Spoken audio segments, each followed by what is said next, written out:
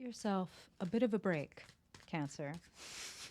Hi, welcome. I'm Madeline, if we haven't met before. So, before you got here, as I was chilling with Spirit, talking, lighting my candles and stuff, Spirit came through with a message for you, which was you are very powerful. You are in control of so many things. You're taking care of business in so many different ways. And as much control as you may have, as much influence as you may have, as much as you can do, no one can do everything. And there are places in life where we kind of have to hang back, hold on loosely, accept that we don't have control or power over everything. And that's what I'm hearing, Cancer, is that you can probably save yourself some stress or some heartache this month if you will remind yourself that, like, I'm doing a lot, I'm doing plenty, and I can't control everything. So let me be a good mother to myself, right? Whatever your gender. Cancer is the mother of the zodiac. Let me be kind to myself. Let me be patient and compassionate with myself. And when I can't control something or I can't make it happen the way that I would want to, and the way that part of what they're like, so these are general readings, you know that, Cancer, but one of the ways that Spirit is showing this to me is, for example, having friends or family or loved ones that are suffering in some way, whether it's like mental or physical health or relational stuff or etc. going on in their life. And it's like you can do lots, you can be the good and strong friend and etc. And you can't, take their grief from them, or you can't change their whole life for them, or flip the switch on their health for them as much as you would like to.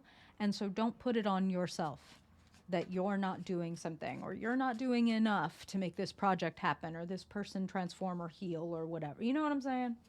Okay. Let's get into some cards. Cancer, for the mid-month of May, anything that Spirit wants you to become aware of, orient to, or reorient to. Good way to notice, like, hey, is anything coming up from my monthly reading again? Is Spirit doubling down on any of the cards or any of the messages? Or are they reorienting me because something, some things have occurred between when the May reading came and this that they want to make me aware of? For my highest good, Spirit, thank you for helping us tune in for Cancer Sun, Cancer Moon, Cancer Rising, and Dominant folks to see how they are showing up in the mid-month, what you want to point out for them, the heart of the matter that you want them to become oriented to for their highest good, Spirit. And we want to know the truth about what kind of surrounding influences, activities. Wow. We're going to see where she lands. But when I was, again, praying, getting in touch for you, Cancer, this was one of the cards that leapt out of the deck before I was ready to pull them. So we love to see it. We can't control everything, but we can be present. We can accept our vulnerability. You know what I mean? Kind of like also the Hanged One.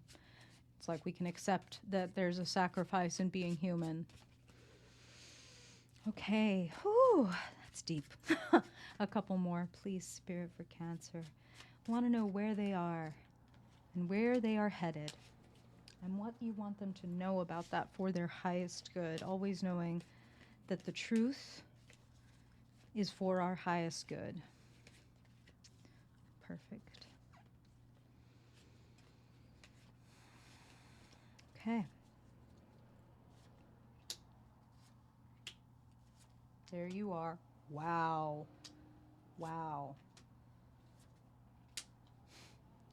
Love to see it. And there we finish off with the Cancer card. Of course, I'll pop your cards up right over here so you'll be able to see what I'm looking at. But Cancer, wow. Spirit is coming through so strongly that for some of you, again, maybe the thing that you're hoping to control or create has to do with a soulmate, a partner. Of course, when I see the Queen and the King of Cups in the same reading, it makes me think potential boyfriend, girlfriend, spouse, partner, husband, wife. And I'm not leaving out my ladies and gentle thems either. However, this relationship is, you are building something together. It could be romantic, of course, it could not be. The Three of Pentacles sits as the heart of the matter, building something with a team. There's teamwork involved. And to see the King and Queen of Cups, great partnership. Very, big Cancerian energy. Of course, it's water energy.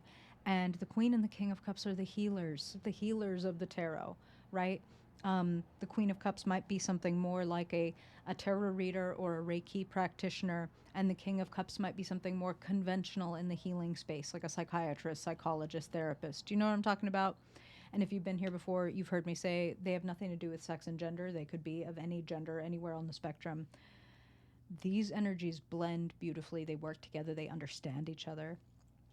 Ace of Swords is coming in to represent where you are and kind of what Spirit most wants you to embody and orient to, the truth. The truth and Spirit is specifically talking about making a decision, and they're being really deliberate about using that word related to the Ace of Swords, because the word decide from the Old Latin means to cut. So it's like when we make a decision, we have to cut off one of the roads or one of the options, right? We can't go in all the directions, so we have to make a decision. And